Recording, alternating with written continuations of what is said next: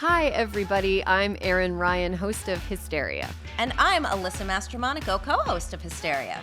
Alyssa, there have been a lot of bad people making news this week. And every week, jerks keep the lights on at CNN. Sometimes it's hard to keep track of all of them. That's why on this series, we're going to showcase one very special asshole making news each week. A quick and dirty dive into the life and times of a bad person doing bad things that are bad for America so that you, our viewers, can better articulate just what makes these guys bad the next time somebody brings them up.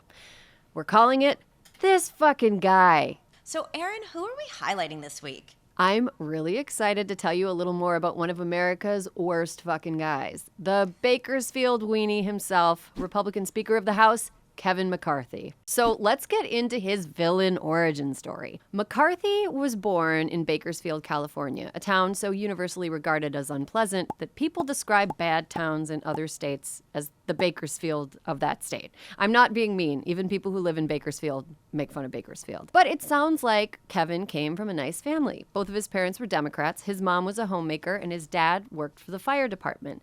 A job that came with generous public sector health insurance. That insurance paid for his little brother to get multiple surgeries for glaucoma before he turned 2 years old, and therapy to help Kevin overcome a developmental speech impediment. Do you think that when he was a kid, he looked around at the life his family had and thought, I'm going to make it my life's work to make sure as few other kids as possible have access to this? I mean, maybe. It seems almost like he did that. One of McCarthy's favorite stories about himself is the one about the sandwich shop. As McCarthy tells it, when he was 19, he opened Kevin O's Deli using $5,000 in lottery winnings for funding. He called it Subway before Subway, even though there was already a Subway in Bakersfield at the time. According to this story, this is where he learned about government regulations and believed the government too involved in his business and what inspired his interest in politics. I'm guessing most likely because he had to pay taxes. Is that what this is all about? Possibly. We'll see. After a childhood made possible by generous public sector wages and benefits that enabled a family of 5 to achieve a middle-class existence on one income, Kevin went to college, which had free in-state tuition while he lived with his parents. Our Kevin, once he finished college, worked for Republican Representative Bill Thomas. Thomas was widely regarded as, let's say, kind of a dick. However, he was a helpful dick. Thomas is credited with mentoring future Republican stars Paul Ryan, Eric Cantor, and Devin Nunes, in addition to McCarthy. Thomas was running the most important asshole factory in Washington. In 2002, at age 38, McCarthy won his first elected office with Thomas's backing. He wasn't in the California House for long, but he was there for long enough to vote no on child booster and seatbelt requirements, food stamp eligibility, reducing the amount of lead in plumbing, penalties for employers guilty of pay discrimination, and a bill that outlawed cell phone use while driving. The guy fucking hates car safety requirements. Erin, someone get him a Pinto. McCarthy first successfully ran for U.S. Congress in 2006, winning his retiring boss's old seat. As a brand new member of Congress, McCarthy successfully tapped into the GOP sense of victimhood and aggrievement that was trendy at the time. In 2009, after the election of Barack Obama, McCarthy and his very cool pals Paul Ryan and Eric Cantor started a little club together and called it the Young Guns, and their mission was to make conservatism cool for a new generation. Did they do it? See for yourselves. America is at a crossroads, and Washington remains out of touch. There is a better way, and a new team is ready to bring America back. Young Guns, a new generation of conservative leaders. The Young Guns were a bunch of Federalist Society dweebs. In addition to not being guns, the Young Guns were actually not that young. Kevin McCarthy, when he decided to call himself a young gun, was 45 years old. Paul Ryan was 40, and Eric Cantor was 47. Now, Alyssa, this is textbook sexism. No woman who is 47 can call herself young and get away with it. 47 is even too old for a woman to be a porn MILF. All right, Erin. As a woman of 47 years, I can confirm I would not call myself young. But for them, I guess middle-aged obstructionist doesn't roll off the tongue as easily. Okay, so despite the fact that everything about them was cringe, the young guns were good at getting Republicans elected. 2/3 of the candidates they backed in 2010 ended up winning their elections. So all that young gunning really helped McCarthy work up an appetite. In 2012, a Sunlight Foundation investigation found that his office spent nearly $100,000 on breakfast pastries, coffee, and little treats in a single year.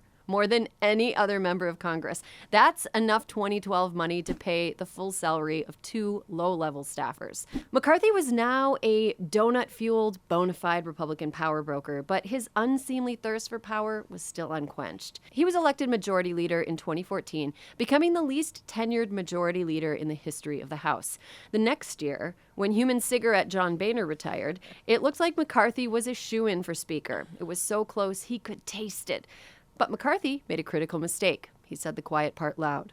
Everybody thought Hillary Clinton was unbeatable, right? But we put together a Benghazi special committee. What are her numbers today? Her numbers are dropping. Why? Because she's untrustable. But no one would have known any of that had happened had we not fought and made that happen. Whoops. Kevin accidentally told the truth. A little over a week later, he dropped out of the race for Speaker. He said publicly that this was because he was not the fresh face that the GOP needed, but it was actually because he didn't have the votes to win, and he didn't want to be embarrassed by a loss.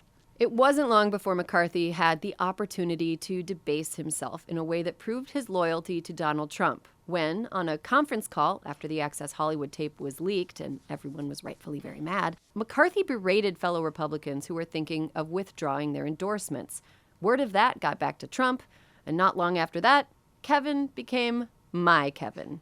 Getting a nickname from Trump is like the last stage in a terminal disease. Like, you know, when you get hypothermia and right before you die, you think you're really hot and take all your clothes off?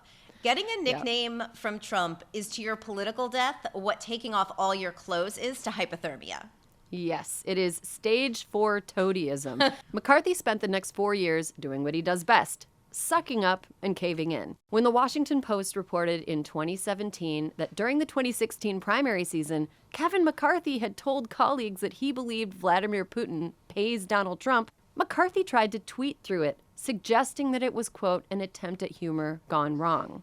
Cue laugh track. McCarthy was in near constant communication with President Trump, sometimes speaking to him multiple times per day. He cozied up to scumbags famously involved in attempting to enlist the government of Ukraine to discredit then presidential candidate Joe Biden. When asked about President Trump's infamous quid pro quo call with Ukrainian leader Zelensky, the call that eventually led to Trump's first impeachment, McCarthy didn't even seem to know or care what Trump had even said. President Zelensky says we are almost ready to buy more javelins from the United States for defense purposes.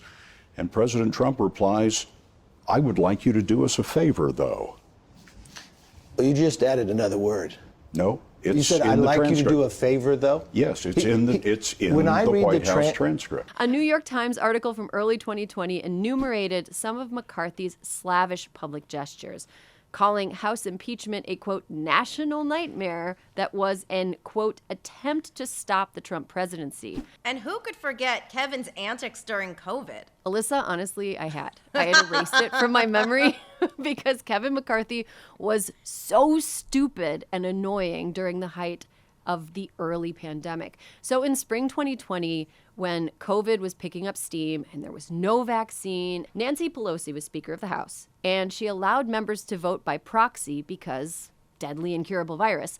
But in May 2020, McCarthy and House Republicans filed a lawsuit against Pelosi, claiming that Congress can't do anything unless a quorum of members are physically present in the chamber. A federal judge dismissed the lawsuit eventually because the House has a right to make its own rules and you can't sue over them as a member of the House. Could you imagine being such a bitch that you're just like fine if your colleagues maybe get sick and die? I feel like that tracks with Kevin McCarthy's personality. So then, the 2020 election happened and Trump definitely lost, by a lot, and Kevin immediately glommed onto the big lie that the election had been stolen and the real winner should have been Donald Trump. He was even one of 126 lawmakers who signed on to an amicus brief in the case of Texas v. Pennsylvania, which is a case that challenged the legitimacy of Joe Biden's win. That challenge obviously eventually died in the court system. President Trump won this election, so everyone who's listening, do not be quiet. Do not be silent about this. We cannot allow this to happen before our very eyes. But that's his story, and he's stuck to it.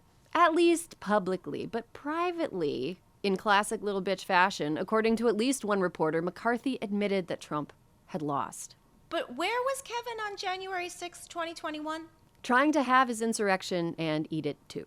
Taken one from the Ivanka Trump playbook. He was privately concerned. I love people who love to talk publicly about how they privately tried to stop a coup. So on January 6th, after pro-Trump rioters attacked the U.S. Capitol, McCarthy voted against certifying the election results in 2 states that Biden had won, after his workplace was attacked. Then he started telling people that he thought the insurrection was Donald Trump's fault, but privately, obviously. So, he thought that Trump was the rightful president, even though he had just incited an attack against the U.S. Capitol. Yeah, don't try to see reason in McCarthy's flailings. Even though he had just voted 2 days prior after the insurrection against certifying the Biden victory, on January 8th, on a conference call with Republicans, McCarthy said, "What the president did is atrocious and totally wrong." 2 days after that, he said, "I've had it with this guy. What he did was unacceptable. Nobody can defend that, and nobody should." I mean, he's right, but, you know. At one point, he brought up the 25th Amendment and even suggested to colleagues that he might ask Trump to resign. Wait, so is it Kevin profiles encourage McCarthy? Oh, maybe not. Maybe not? Maybe not. No, alas, Alyssa. Kevin's brand new post-January 6th private spine wasn't long for this world. McCarthy soon realized that he'd made a mistake in condemning Trump and flew down to Mar-a-Lago to grovel and apologize and pose for a photo op with a lame duck leader. And be my Kevin again. Later in January 2021, when the House would impeach Trump for a second time over the insurrection that McCarthy was privately and on tape telling people Trump was responsible for, McCarthy voted against impeachment. His actions around January 6th looked to me like McCarthy briefly couldn't figure out how to act in order to access the next level of power. Of course not. But McCarthy's superpower is that he does not care about being a hypocrite or a weasel or an empty DC drone. McCarthy was utterly cowardly when it came to confronting the insanity in his own party. McCarthy defended a newly elected Marjorie Taylor Greene after reporters unearthed a bunch of crazy shit she'd posted online, including wishing death on Nancy Pelosi and the implication that space lasers owned by Jews had started wildfires in California. When Democrats kicked Greene off her House committees, McCarthy told Democrats that he'd come after them when Republicans had power back. McCarthy also defended Arizona Republican Paul Gosar when he tweeted a mock-up video of him killing a fellow member of Congress. And that's Representative Alexandria Ocasio-Cortez. So if you want to publicly wish death on one of your coworkers and not get in trouble, run for Congress as a Republican, which is kind of funny since the only thing Kevin really seems to care about is that it will say speaker on his headstone. You know who McCarthy didn't defend? Liz Cheney, the number 3 Republican in the House who dared acknowledge the shared reality that the rest of us live in by pointing out that Donald Trump did not win the 2020 election. McCarthy voted to strip her of her status. He also had weird beef with former Illinois Republican representative and truth acknowledger Adam Kinzinger. Kinzinger once dared allude to the fact that the Republican Party had lost its damn mind, true, and Kevin McCarthy paid him back a few months later by full-on shoulder-checking him from behind on the floor of the U.S. House. Of the incident, Kinzinger said, "This is the most junior high place since junior high, and he's the most junior high leader." Kinzinger went on to describe McCarthy as, quote, "a vacuous, hollow guy." But that's not all Kinzinger has had to say about McCarthy. In a January 2023 interview on the Bulwark podcast, Kinzinger called McCarthy a, quote, piece of shit who will, quote, say whatever he needs to say to stay in power. The pothole where Kevin McCarthy's soul is supposed to go grew even bigger and gapier the closer he got to speakership. McCarthy was positively giddy about the giant red wave he thought was coming in 2022 midterm elections. It could be one of the biggest election losses for Democrats. I don't know. When she was Speaker last time, losing 63 set a record. But it could be more competitive this time as well. But that was not meant to be. Republicans did take back control of the House, but only by a tiny majority, which, looking back, was the most hilarious possible result for people who like it when embarrassing things happen to Kevin McCarthy. You see, McCarthy needed almost every single Republican to vote for him in order for him to win the speakership. And a not insignificant number of House Republicans are gun at a baptism bananas. Do you remember the Kevin McCarthy speakership election fiasco? I feel like you do. Oh, like it was yesterday. My favorite part was when the number of ballots he needed rhymed with Kevin. 7 ballots in Kevin. Kevin 11. I was sad we didn't make it all the way to Kevin-teen. 15 ballots and several days of rampant Gatesian clownery later. The only time, by the way, that Matt Gaetz has ever been funny. The dust settled, and McCarthy had enough votes to win the speakership of the House. His dream finally came true. He's the dog who caught the car.